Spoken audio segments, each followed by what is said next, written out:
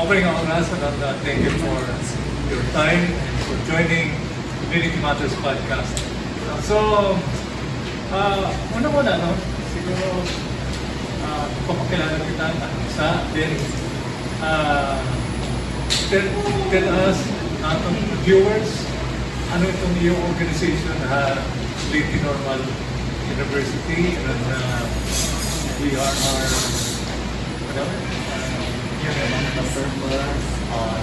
ano pinipinihin mo, ano? And, ano yung mga motivation? What are your motivations in joining the group? Sige, okay. So, hi everyone. Good afternoon. I am Elisha Lady Gaspar, incoming third year from Lady Normal University, taking the Bachelor of Science in Tourism Management. And I am one of the officers of your PC, your podcast, and officer as treasurer. So, I've joined your PC just because I want to. That's actually, it's enjoyable. Marisyo talaga yan your PC, and at the same time, damagap na knowledge tak na yung paraan. And since when it comes to life saving and then practical yung ng buli katawo, since hangapon line of work in the future, which is as the tatanda. So nakonektaga pa ako. That's why I joined PLRPC. Hi, I am Marty Balboa, and I am the auditor of the RRMPC. And the reason why I joined the RRMPC is because I love helping people. Actually, I wasn't expecting that I would be a member of the RRMPC since I am kind of introvert.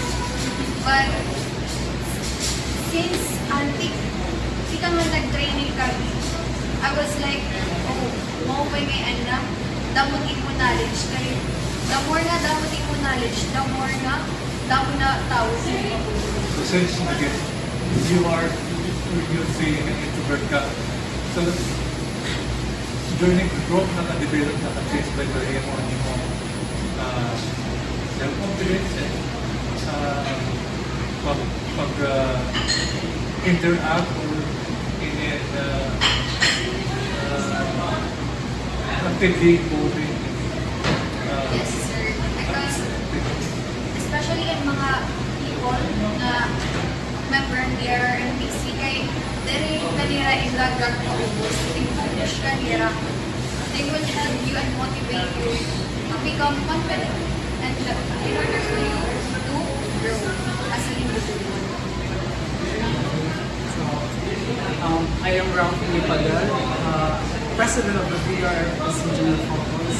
What is the motivation na nag-join ako DRRM, which is, dati pala,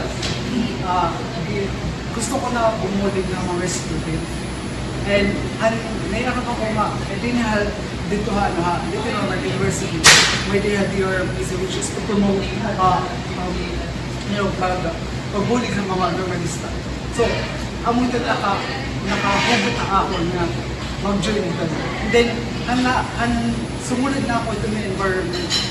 Very, practical, ito, environment, very healthy at the environment. Diri na mitigation, diri na preparedness, kundi and knowledge when it comes to research. Hindi ako na motivation kaya na ako na pinaghahan here. So then, in a way, in effect, nakaka-worthy hapon na yung academic space. Kasi DRRMPC not just like to help the normalista Yapon. Nagkakandak Yapon in research regarding pollution control and how to prevent or to manage the desegregation, the pagtubo, paano planning, pag tindog ng puno,